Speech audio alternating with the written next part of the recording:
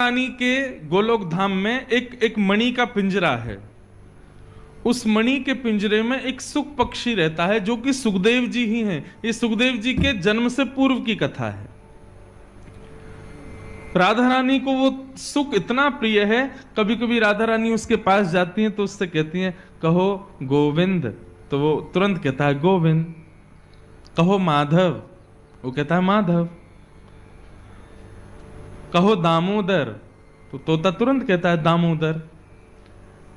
अब श्री किशोरी जी को इतना सुख मिलता है कि उन्होंने अपने जो सुख पक्षी है उसको इतने ठाकुर जी के नाम रटा दिए कि अब जब जब किशोरी जी उसके सन्मुख जाती हैं तो गोविंद, दामोदर, माधव, इस प्रकार कह के करके वो कीर्तन करता है और किशोरी जी को उससे बड़ा प्रेम हो गया। किशोरी जी को बहुत सुख है कि अब ये नित्य ठाकुर जी का नाम जप करता है। चलते फिरते उठते बैठते जब जब भी अपने कक्ष में आती हैं किशोरी जी, वो तोता गाना शुरू कर देता है, ठाकुर जी का नाम उच्चारण करना प्रारंभ कर देता है। एक दिन स्वयं श्री राधा रमन लाल जी जब गोलोक धाम पहुंचे और किशोरी जी के अंतःपुर में उन्होंने प्रवेश किया, ललिता, विशाखा आदि समस्त सखियों ने ठाकुर जी को प्रणाम किया, लेकिन उस सुख पक्षी ने प्रणाम नहीं किया। ठाकुर जी को प्रणाम ना करता देख किशोरी जी ने आज्ञा की, बोले तुमने प्रणाम क्यों नहीं किया? तब वो सुख पक्षी कहता है इनको प्रणाम क्यों करूं, ये कौन है? बोले ये वही हैं जिनका तुम नाम गाते, इतना लाभ जरूर हो जाएगा कि बस इसके पूर्व संचित कर्म के जो पाप होंगे वो जरूर इस नाम निष्ठा से नष्ट हो जाएंगे, लेकिन इसको भगवत प्राप्ति कभी नहीं हो पाएगी। क्यों? नाम ही को जानता नहीं। और जाने बिन ना होए परतीति, बिन परतीति होत नहीं प्रीति। जाने बिन ना होए परतीति, बिन परतीत होत नहीं प्रीति। और जब तक प्रीति नहीं होगी तब तक श्याम सुंदर मिलेंगे नहीं। तब किशोरी जी ने उस सुख पक्षी को आज्ञा की कि हे सुख, तुम पृथ्वी पर जाओ और जिनका तुम नाम गाते हो ना, इनकी कथा सुन करके आओ, इनकी कथा में रम करके आओ, तब मेरी प्राप्ति होगी, नहीं तो लौट करके मेरे पास आना मत। श्री शुक मूर्छित भय माश शठ, 6 महीने के लिए मूर्छित हो गए शुकाचार्य जी। किशोरी जी से वियोग जब हुआ तब पुनः किशोरी जी की प्राप्ति के लिए शुकाचार्य जी ने पृथ्वी पर आकर के पहले महादेव से अमर कथा को श्रवण किया और फिर वेदव्यास जी के यहां पुत्र रूप में जन्म लेकर के संपूर्ण भागवत को अपने हृदय में धारण किया और परीक्षित को सुना करके, कहीं भी ग्रंथों में वर्णन नहीं है कि सुखदेव जी कहां गए, कथा सुनाते पूरी करते सीधे श्री शुकाचार्य जी किशोरी जी की शरण में चले गए। तब किशोरी जी ने उनको स्वीकार किया कि हाँ, अब तुम कथा में रम करके आ गए हो, अब तुम उनके स्वभाव से, उनके भाव से, उनकी प्रत्येक क्रिया से अब तुम परिचित हो गए हो, अब तुम मेरे पास रहने योग्य हो। ये बात मैं क्यों बता रहा हूं? हापुड़ में किशोरी जी के उपासक बहुत हैं, लेकिन किशोरी जी किसको स्वीकार करती हैं? जो ठाकुर जी की कथा में रमा हो, ओतप्रोत हो, लता पता हो। आप किशोरी जी का नाम गुणगान खूब करो, लेकिन जिस नाम को आपने गाया उस नामी के यदि उस स्वभाव से आप परिचित नहीं हो तो किशोरी जी को वो नाम प्रिय नहीं लगेगा। आपके मुख से नाम गान में सुख ही उनको तभी आएगा जब कथा में रम। मैं कोई अपनी कथा, मैं तो आज जा रहा हूं कथा करके, लेकिन आप लोगों से निवेदन करके जा रहा हूं। कथा साधारण नहीं है बंधुओं। चारों युगों में जिनका प्रताप है, ऐसे श्री हनुमान जी महाराज को जब रघुनाथ जी जा रहे थे तो कह के गए तुम पृथ्वी पर ही रहो, हम सब जा रहे हैं गोलोक धाम, लेकिन तुम यहीं रहो। हनुमान जी बोले मैं नहीं रह पाऊंगा पृथ्वी पर। तब राम जी बोले अच्छा एक काम करें, तुमको हम एक वरदान देके जाते हैं। बोले क्या? बोले यत्र यत्र रघुनाथ कीर्तनम तत्र तत्र कृतमस्तकांजलिम बाष्पवारी परिपूर्ण लोचनम मारुतिम नमत राक्षसांतकम। जहां जहां मेरी कथा होगी तुम मुझसे प्रार्थना करोगे तो उस कथा में तुमको थोड़े क्षण के लिए जाने की मैं आज्ञा दे दूंगा, तुमको कथा यहां प्राप्त होगी पृथ्वी पर। तब हनुमान जी बोले फिर तो मुझे गोलोक धाम नहीं जाना, तब तो मैं यहीं रहूंगा ताकि मुझे कथा मिलती रहे। ऐसे श्री हनुमंत लाल कथा के रसिक हैं, इसलिए रघुनाथ जी के प्रिय हैं। ठीक वैसे ही हम ब्रजवासी हों चाहे ब्रजरज उपासी हों, लेकिन कथा में यदि हमारी रति नहीं है, कथा में यदि हमारी प्रीति नहीं है, ठाकुर जी स्वीकार नहीं करेंगे। और ठाकुर जी कर भी लेंगे, किशोरी जी नहीं करेंगे। जो को राज हमारे माई श्यामा जो को राज। ये गा उठोगे आप, जब कथा में रम जाओगे ना, कथा रोम रोम में प्रकट हो जाएगी। कथा सुनने में रति, सत्संग सुनने में, ठाकुर जी की मधुर चर्चा सुनने में जब रस आने लगेगा ना, तब इस पद को गाने का अधिकार प्राप्त होगा। तब समझना कि हाँ अब किशोरी जी ने अपना वरदहस्त रखा है। नाम में निष्ठा है, धाम में निष्ठा है, प्रसाद में निष्ठा है, लेकिन कथा में निष्ठा नहीं है, तो आप इस पद के गाने के अधिकारी नहीं हो, क्योंकि आप पे ठाकुर जी की कृपा होगी, किशोरी जी की नहीं है। किशोरी जी की कृपा तो तब होती है जब ठाकुर जी की चर्चा सुनने में नेत्र सजल हो जाएं। वाष्पवारी परिपूर्ण लोचनम, इसका अर्थ क्या है? हनुमंत लाल जब कथा में आते हैं ना तो उनके नेत्र आंसुओं से भरे रहते हैं। मारुतिम नमत राक्षसांतकम, कथा में रति होना किशोरी जी की कृपा का पूर्ण फल है। एक बाबा थे हमारे मथुरा में, नाम में बड़ी निष्ठा थी उनकी, नाम में और कथा में, दो चीजों में निष्ठा थी। इसके अतिरिक्त और कोई, उनसे कोई कहता बाबा बिहारी जी चलो, बोले तुम जाओ।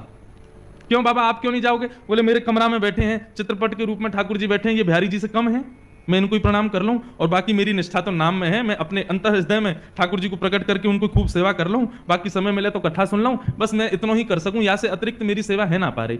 लेकिन कभी कभी आपकी कथा की रति से ठाकुर जी प्रसन्न होकर के अन्य निष्ठाएं ठाकुर जी प्रकट करवाते हैं। जैसे दर्शन में बहुत निष्ठा है आपकी कि बिहारी जी का दर्शन, राधा रमण जी का दर्शन, राधा वल्लभ जी का दर्शन, लेकिन ठाकुर जी के नाम जप में उतनी निष्ठा नहीं है।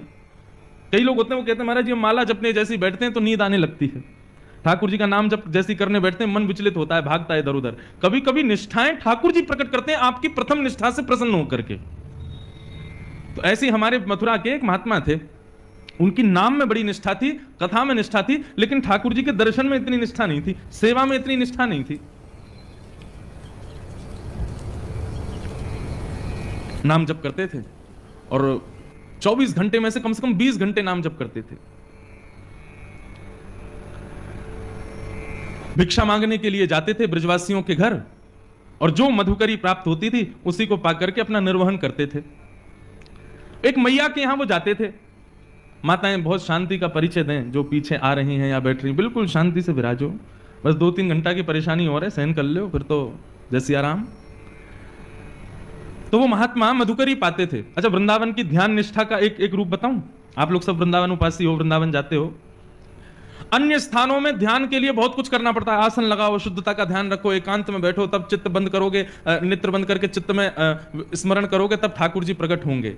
लेकिन वृंदावन में यदि ठाकुर जी का ध्यान करना है तो एक ही काम करना, किसी ब्रजवासी के यहां जाकर के अंजलि फैला करके थोड़ी सी मधुकरी मांग लेना, और उस मधुकरी को, शीत प्रसादी को पाकर के श्री यमुना जल को माथे से लगा करके ब्रजरज को अपने 12 अंग में लेप करके श्री यमुना जी के तट पर ही नेत्र बंद करके बैठ जाना, तत्क्षण श्यामा श्याम हृदय में प्रकट हो जाएंगे। हमारे श्रीधाम वृंदावन में ध्यान की विधि प्रारंभ होती है ब्रजवासियों के यहाँ की शीत प्रसादी पाने से। अरे जिन ब्रजवासी के यहाँ पर परब्रह्म परमात्मा भी मांगता डोले, बिन बुलाए घुस जाए घर में, चोरी करके खा जाए, जिन ब्रजवासी के यहाँ थे उन ब्रजवासी के यहाँ जाकर के अंजलि फैला करके मांग भी लोगे ना, तो आपके अंदर का अहम नष्ट होगा, और अहम नष्ट होते ही श्यामा श्याम प्रकट हो जाएंगे। आज तक खूब भारतीय ब्रजवासी और बड़े बड़े रेस्टोरेंटों में भोजन किया, अब की बार मेरे कहे से, नहीं तो मेरे घर ही आ जाइयो। हाँ, मैं भले ही ना भी मिलूं तो घर पे आके बस हमारी माता जी या जो भी मिले उनसे ही कह दियो, बोले महाराज जी कथा में कह के गए, यूं नहीं थाली लगा के मांगो, थाली लगा के ले आओ, भीतर से 5-6 रोटी और सब्जी नहीं, अंजलि फैलाओ, जितनो या में आ जाए उतनो दो। आज भी हमारे ब्रज के संत कैसे प्रसाद पाते हैं? बोले रोटी भी पूरी मत दियो, आधी दियो, वही पन एक चावल, वही पन एक सब्जी, वही पन एक दही, वही पन एक मक्खन, नेक बूरो, और वही को सबको पा करके मधुकरी पाके नेत्र बंद करके, हाथ मुंह धो के नेत्र बंद करके, जैसे ही महात्मा बैठे उनको ध्यान समाधि लग जाए महाराज। ब्रजवासीन के घर के प्रसाद को पा करके ऐसी ब्रज निष्ठा, ऐसी दर्शन निष्ठा और ध्यान निष्ठा प्रकट है जाए वृंदावन में। तो वे महात्मा नाम जपी थे, लेकिन कभी कभी ब्रजवासियों के यहां जाकर के अंजलि फैला करके मांगते थे, और जो प्राप्त होता था उसको पाकर के पूरा हाथ धो करके फिर नाम जप करने लगते थे। एक मैया के यहां वो जाते थे, उन मैया के यहां पर मदन मोहन लाल जी विराज रहे थे। तो बाबा जब आते थे तो बंधुओं एक पद है श्री रैदास जी का, उसमें भाव है, सो ही सुहागन प्रिय जाहि रीझ हैं। ठाकुर जी कब किससे रीझ जाए कुछ पता नहीं है। जैसे ही वो बाबा नित्य अंजलि फैला करके प्रसादी मांगने के लिए आते तो भीतर बैठे मैया के घर में मदन मोहन लाल जी उन पर रीझ गए, और ठाकुर जी के मन में भाव आया, इनको नाम निष्ठा तो बहुत है, लेकिन इनको मेरी सेवा और दर्शन में ज्यादा निष्ठा नहीं है। लेकिन नाम निष्ठा इतनी सुंदर है कि उससे ठाकुर जी प्रसन्न होकर के अब उनको अपने दर्शन की सेवा, दर्शन की निष्ठा उनके हृदय में प्रकट करना चाहते हैं। तो ठाकुर जी ने क्या किया, वो मैया रात्रि में जैसे ही ठाकुर जी को शयन करा करके सोई तो ठाकुर जी स्वप्न में प्रकट हो गए और मैया से बोले, मैया तेरे यहाँ वो जो बाबा आवे ना मधुकरी मांगवे, बोले हाँ, कल को जब वो भिक्षा मांगवे आवे ना तो तू मोए जाके दे दियो बाकी गोद में। मैया तो रोने लगी, बोले क्यों, मेरी सेवा में कोई कमी जो आप बाबा के पास जाना चाहो? बोले ना मैया, आपकी सेवा से मैं बड़ा प्रसन्न हूं, लेकिन अब आप थोड़े दिन की और रह गई हो, कछु दिना में आप चली जाओगी, फिर मेरी सेवा कौन करेगा? या हमारे मैं तो अपनी व्यवस्था कर रहा हूं, वह बाबा को जाके मुंह को कल दे दी हूं, अब मैं वही के पास रहूंगा। रात भर मैया रोई बेचारी, लेकिन ठाकुर जी की आज्ञा उसने मानी। दूसरे दिन जब संत पधारे तो कहा, मैया भिक्षा दो, कुछ मधुकरी प्रसादी दो। मैया भीतर से अपने ठाकुर जी लेके आई, बाबा की गोद में धर दिया, ले बाबा भिक्षा। बाबा बोले, हमसे ये सेवा वेवा नहीं होती है ठाकुर जी की, हम तो भैया नाम उपासी हैं, बस नाम जप करना जानते हैं। ये श्रृंगार करना, स्नान कराना, वस्त्र पहनाना और ये 56 भोग धराना, ये राजोपचार हमसे नहीं आता है, हम केवल नामोपचार जानते हैं। आप ठाकुर जी से पुनः निवेदन कर दो, छोटी सी कुटिया में रहता हूं मैं, यहां पे 8 बार भोग लगता होगा, मेरे यहां तो कोई प्रसादी की भी व्यवस्था नहीं है, इनको भूख बहुत लगती है, मैं इनको भोजन नहीं करा पाऊंगा।